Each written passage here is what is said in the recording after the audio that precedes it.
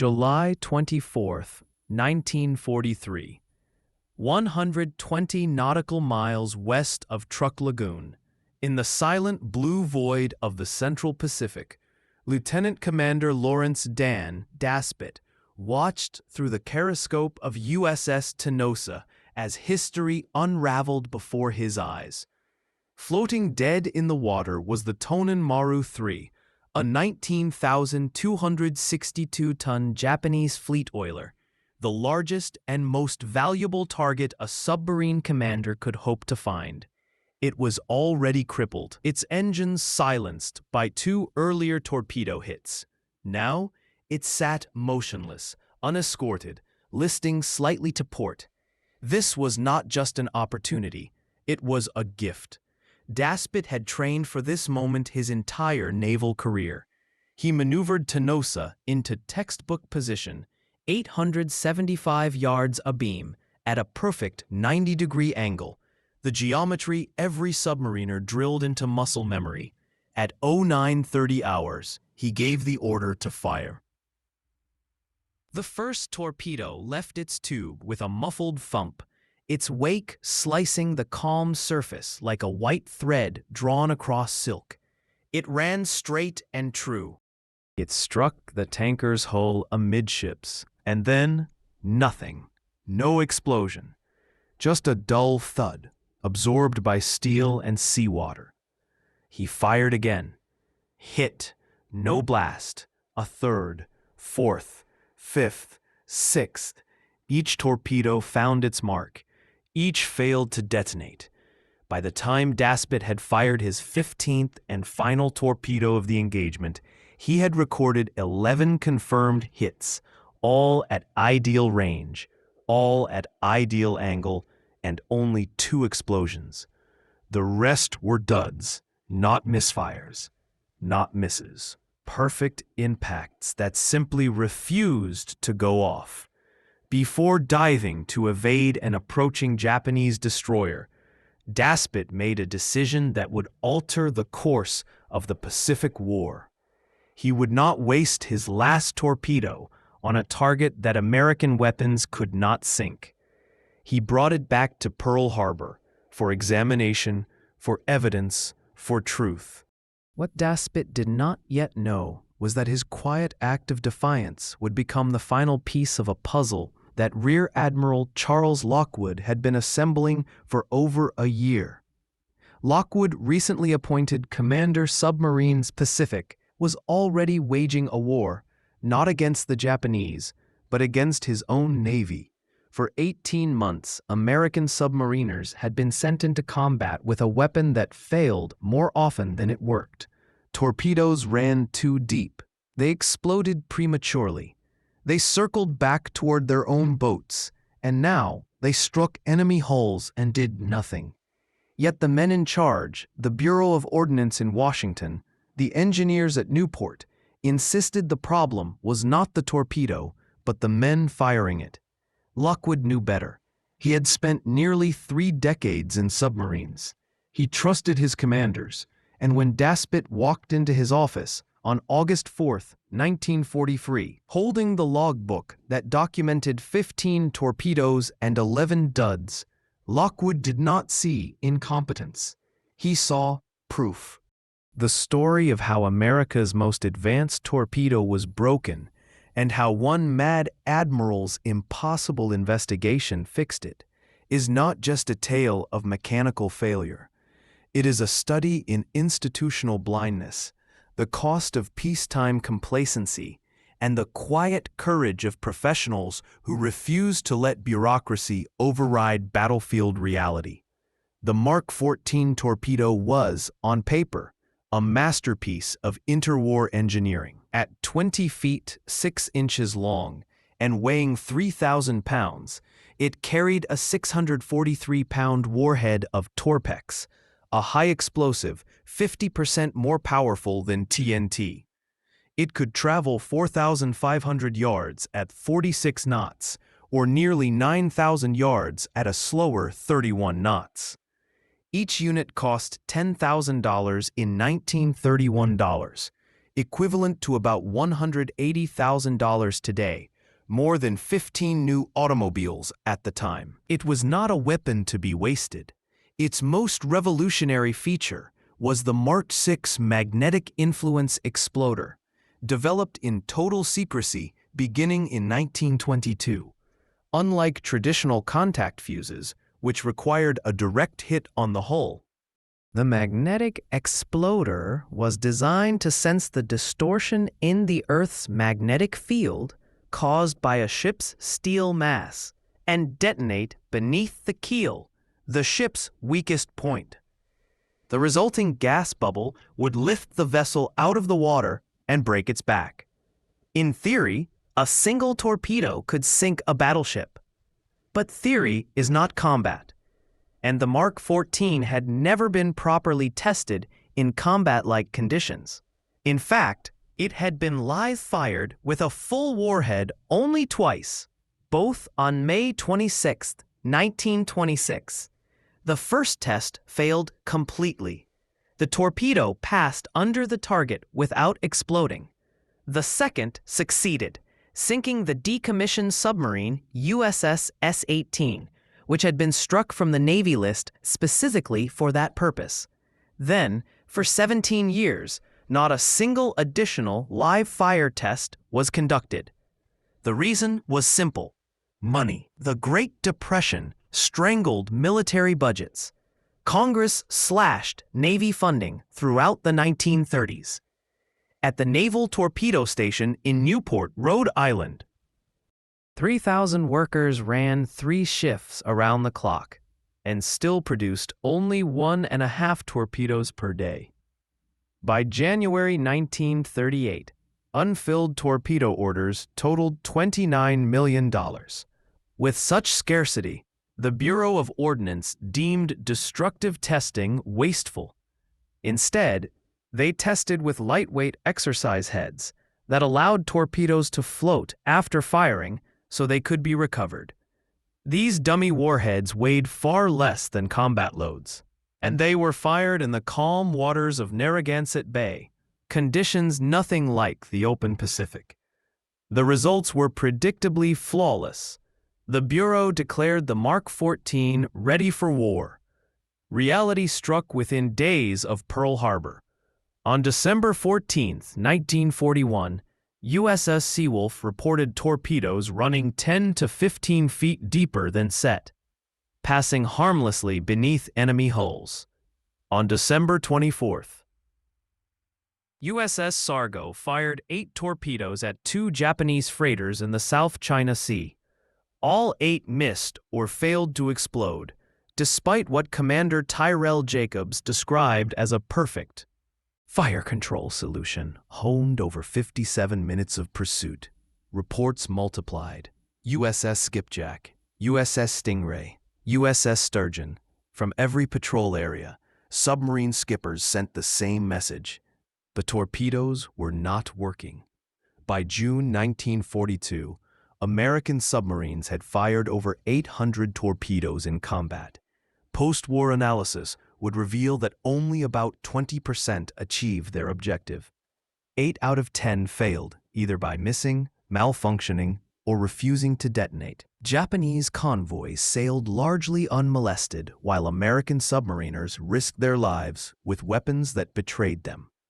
When commanders filed detailed reports, the Bureau's response was consistent and insulting. The problem was not the torpedo. It was poor tactics, miscalculated approaches, improper maintenance. Rear Admiral Thomas Withers, then Commander Submarines Pacific at Pearl Harbor, sided with the Bureau. Torpedoes were too scarce to waste on field testing. If the Bureau said the weapon worked, then it worked. But one man refused to accept that answer. Rear Admiral Charles Lockwood, Annapolis class of 1912, submariner since 1914, had spent his career among the men who commanded these boats. He knew they were not lying. In May 1942, as Commander Submarine Southwest Pacific in Fremantle, Australia, he began hearing the same stories: catastrophic failure rates, escaped targets, wasted opportunities. He knew the Bureau would never authorize official testing. So in June 1942, he did something unprecedented. He ordered unauthorized live fire tests, at risk to his career, in violation of regulations, but in service to his men. Captain James Fife, his chief of staff, devised a simple test. Suspend fishing nets at known depths in Frenchman Bay and fire torpedoes through them. On June 20th, USS Skipjack fired a Mark 14 set to run at 10 feet. It tore through the net at 25 feet. 2 more shots the next day confirmed it. The torpedo ran 11 to 15 feet deeper than set. Lockwood reported his findings. The Bureau dismissed them as unscientific. He repeated the tests. Same result. Only after Admiral Ernest J. King, Chief of Naval Operations and a man who tolerated no bureaucratic nonsense, intervened did the Bureau finally admit the truth. In August 1942, more than 8 months into the war, they acknowledged the depth error. The cause was a cascade of design oversights. During development, torpedoes had been tested only with lightweight exercise heads. When loaded with a full 680-pound warhead, the nose-heavy configuration caused the torpedo to dive deeper. Worse, the depth control mechanism used a pressure sensor mounted in the conical tail section. At high speed, water flowing over the cone created a low-pressure zone, tricking the sensor into thinking the torpedo was shallower than it was, prompting it to dive even deeper. This flaw could have been discovered with a single live test using a full warhead, but that test was never conducted because torpedoes were too expensive to destroy. With the depth issue fixed, a new failure emerged: premature detonations. Torpedoes began exploding hundreds of yards short of their targets, in open water with no ship nearby. The culprit was the Mark 6 magnetic exploder. Designed for European latitudes, it was hypersensitive near the equator. It also misfired in rough seas or at shallow depths.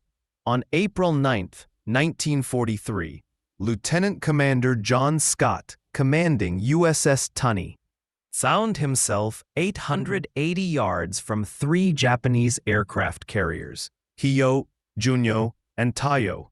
He fired all 10 bow tubes. 7 explosions were heard. None of the carriers slowed. Intelligence later confirmed all 7 torpedoes detonated prematurely, far short of their targets. Similar failures plagued USS Pompano and USS Trigger. The Bureau resisted disabling the magnetic feature. It was too valuable, they claimed. But Lockwood's commanders had had enough. They began quietly deactivating it themselves. Torpedomen in submarine tenders learned to match the Bureau's paint colors so they could open the exploder housing, disable the magnetic coil, and reseal it without detection. Patrol reports were altered to justify higher torpedo expenditures. It was a quiet mutiny, born not of insubordination, but of survival. One man refused to join it: Rear Admiral Ralph Waldo Christie, the original architect of the Mark 6 exploder in the 1920s and 1930s. Even as evidence mounted, he insisted the device worked, if used correctly. He ordered his submarines to keep using it. The result? His boats continued to fail while Lockwood's succeeded. It took a direct order from General MacArthur's Naval Command in November 1943 to finally force Christie to stand down. Yet even with depth corrected and the magnetic exploder disabled, torpedoes still failed. Now the issue was duds, torpedoes that struck the hull but did not explode. This is where Daspit's ordeal became pivotal. After returning to Pearl Harbor with his unexploded torpedo, Daspit met Lockwood, who had just taken command of the entire Pacific submarine force. Lockwood expected rage. Instead, Daspit was eerily calm. I think Dan was so furious as to be practically speechless, Lockwood later wrote. The torpedo was examined. Technicians found nothing wrong. It met all specifications, yet it had failed.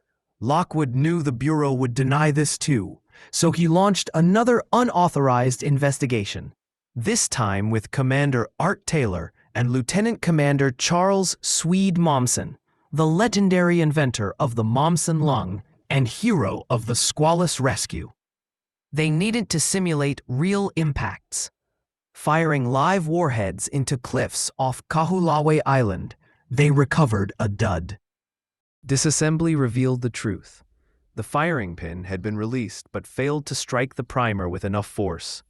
The impact had crushed the delicate mechanism. To test further, they built a drop rig at Pearl Harbor. Dummy warheads, weighted to match combat loads, were dropped from 90 feet onto a steel plate, simulating a 46-knot impact. The results were devastating. 70% of perpendicular 90-degree hits failed to detonate. Glancing, 45 degrees hits. Hits failed only 50% of the time. The flaw was historical. The Mark VI exploder's firing pin mechanism was a refinement of the WW-1 Mark III, but it ignored a key lesson. In the Mark III, high impact forces caused the pin to jam sideways. The fix had been a stronger spring. The Mark VI designers, confident in their modern approach, omitted it. The result? The harder and straighter the hit, the more likely it was to fail. Lockwood immediately issued a new tactical order: avoid 90-degree shots. Attack at oblique angles. It was counterintuitive, harder to execute, and contradicted all pre-war doctrine, but it halved the dud rate. Then, he went further. He ordered the submarine tender USS Holland to manufacture a fix. Lieutenant E.A. Johnson designed a lighter firing pin block machined from aluminum alloy, sourced, with grim irony, from Japanese aircraft shot down at Pearl Harbor. An electrical backup trigger was also developed. By September 1943, every submarine departing Pearl Harbor carried modified torpedoes. The results were immediate. USS Barb, under the aggressive command of Eugene Fluckey, sank multiple ships on its next patrol, every torpedo functioning as intended. The transformation of the submarine campaign was dramatic. In 1942, U.S. submarines sank 134 Japanese ships, totaling 580,390 tons. In 1943, as fixes were implemented, the numbers rose to 325 ships and 1.3 million tons. But in 1944, with reliable torpedoes and improved tactics, the submarine force sank 492 ships, 2.4 million tons, including vital tankers carrying oil from the Dutch East Indies. By 1945, Japanese merchant shipping had collapsed. Imports of oil, rubber, and food plummeted. Factories shut down. Cities starved.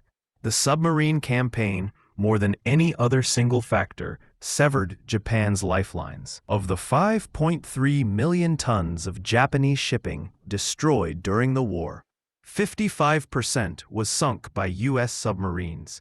They also sank 8 aircraft carriers, 1 battleship, and 11 cruisers, disproportionate to their numbers, but decisive in degrading Japan's naval power. Yet this success came at a terrible price.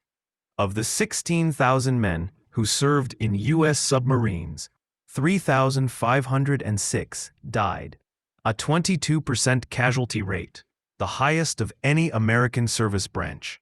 52 submarines were lost with all hands. Many of those losses occurred in 1942 and early 1943, when torpedoes failed at critical moments, forcing crews to make repeated attacks, linger in patrol zones, or surface to engage with deck guns. How many lives might have been saved if the Mark XIV had worked from day one? How much sooner might the war have ended? Lockwood carried that question to his grave. He later wrote, "Had the torpedoes been properly tested before the war, we would have entered combat with weapons that functioned. The war would have been shorter. Many lives would have been saved."